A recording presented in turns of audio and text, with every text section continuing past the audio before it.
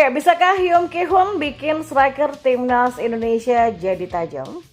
Dan FAM sesumbar timnas Malaysia tak punya alasan untuk tidak juara di Piala Merdeka 2024. Dan yang terakhir, dilepas oleh Ipswich Town, Elkan Baggett jadi back timnas Indonesia di Eropa dengan kasta paling rendah di musim ini.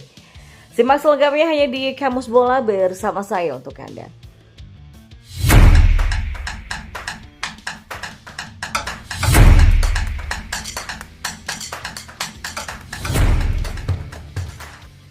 Ya, jika berkaca dari periode 2021 sampai 2022, memang kalau kita bicara soal Hyun Ki-hun, ada kans performa jajaran lini serang yang menajam. Ya, pada September 2021, Shin kedatangan dua asisten pelatih baru yang bernama Shin Sang-gyu dan Zenan Radoncic.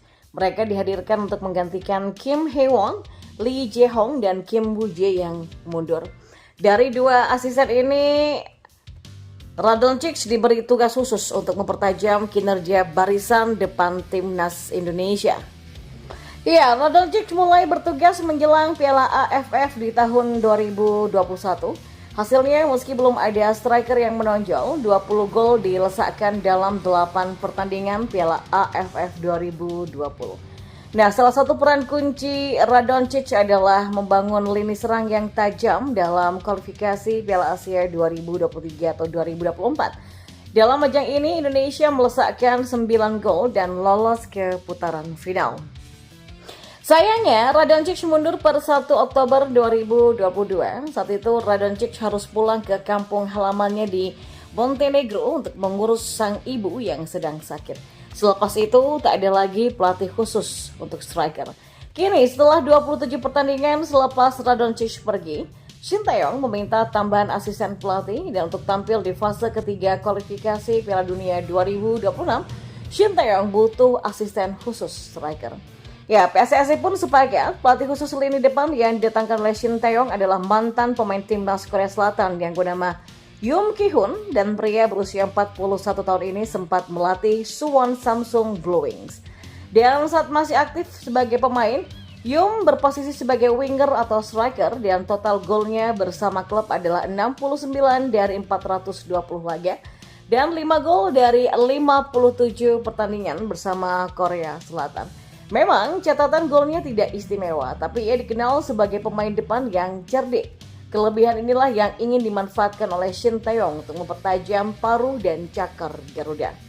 Ya, hadirnya Hyun otomatis juga membuat cara pandang timnas Indonesia melihat lini depan akan berbeda.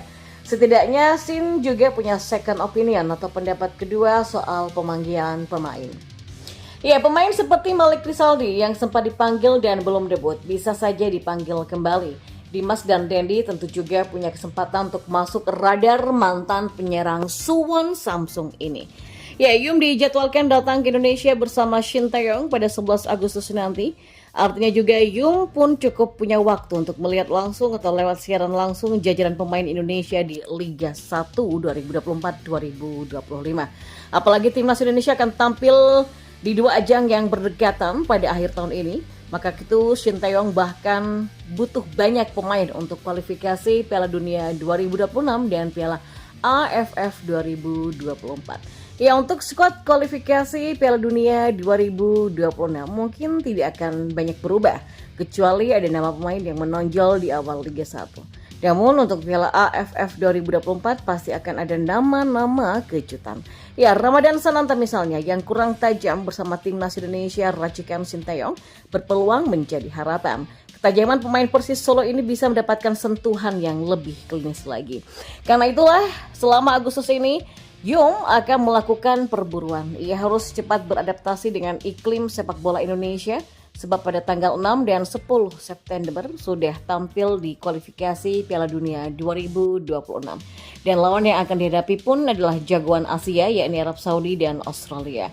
Dan tak bisa juga Indonesia hanya menguatkan sistem pertahanan di dua laga ini tanpa memikirkan ketajaman di lini depan. Dan kita beralih ke informasi selanjutnya.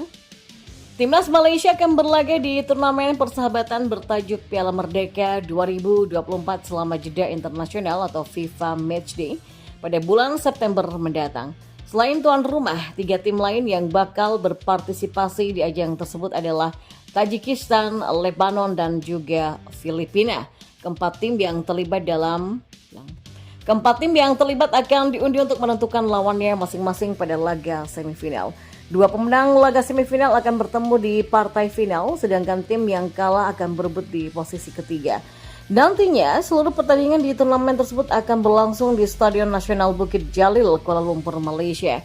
Dan berdasarkan hasil undian, Timnas Malaysia akan bertemu dengan tim Asia Tenggara lainnya, yaitu Timnas Filipina. Sedangkan di partai semifinal lainnya, Timnas Lebanon akan menantang sang juara bertahan Timnas Tajikistan. Ya, kedua pertandingan tersebut akan berlangsung pada 4 September, sedangkan laga final bakal digelar 4 hari kemudian. Pada edisi tahun lalu, Malaysia selaku tuan rumah harus puas tampil sebagai runner-up usai kalah 0-2 dari Tajikistan di final. Dan di edisi kali ini, Asosiasi Sepak Bola Malaysia atau FAM memasang target juara untuk skuad Harimau Malaya. Target tersebut disampaikan oleh Wakil Presiden FAM Muhammad Firdaus Muhammad yang juga bertindak sebagai Ketua Panitia Kompetisi.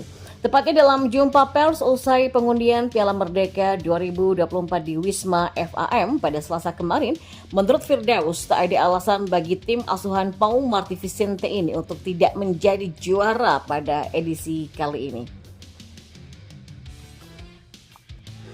Ya, target kami sebagai juara sudah bertahun-tahun kami pasang, sehingga tidak ada alasan bagi kami untuk tidak menjadi juara kali ini, ujarnya. Dan pada kesempatan yang sama juga, Sekjen FAM Datuk Nur Asman Rahman mengaku Malaysia akan menurunkan skuad terkuatnya. Dan sebagai informasi, Pau Marti baru kembali 2 hari lalu dari liburan dari Spanyolnya, kata Asman. Nanti dia akan membuat pernyataan, ya insya Allah kami akan membuat skuad terbaik, ujarnya lagi. Ya, Timnas Malaysia sendiri saat ini berada di peringkat 134 dunia, sedangkan Tajikistan, Lebanon, dan Filipina berturut-turut menempati posisi 103, 116, dan 147 dunia. Dan kita akan beralih ke informasi yang terakhir. Ya, setelah dilepas dari Ipswich Town pada bursa transfer Liga Inggris 2024-2025, Elkan Baggett menjadi bek timnas Indonesia yang mentas di kasta Eropa paling rendah di musim ini. Seperti diketahui, bintang timnas Indonesia Elkan Baggett gagal melakukan debut di kasta teratas Liga Inggris pada musim ini setelah dia dilepas oleh Ipswich Town ke klub Blackpool dengan status pinjaman. Melansir dari laman resmi klub, disebutkan bahwa Blackpool meminjam Elkan selama 1 musim untuk mengarungi kompetisi League One atau kasta ketiga di Liga Inggris di musim ini. Blackpool Football Club dengan senang hati mengumumkan penandatanganan Elkan Baggett dengan kesepakatan pinjaman selama 1 musim. Tulis klub divisi ketiga Inggris itu dalam lamannya pada Selasa kemarin. Ya, Blackpool sendiri merekrut Baggett pada musim kali ini karena terkesan pada performa bek bertinggi badan 196 cm itu ketika dipinjamkan ke klub sesama League One yaitu Bristol Rovers pada pertengahan musim lalu. Ya, setelah resmi hengkang ke Blackpool, Elkan Baggett pun resmi menjadi bek timnas Indonesia yang main di kompetisi Eropa dengan kasta paling rendah di musim ini. Dilansir dari laman Transfer Market, sejauh ini timnas Indonesia punya pemain bertahan yang mentas di Eropa. Mereka adalah Elkan Baggett, Jay Itzes, Kelvin Verdong, Sandy Wells, Shaini Patinama, Justin Hubner, serta Nathan Chow Aon.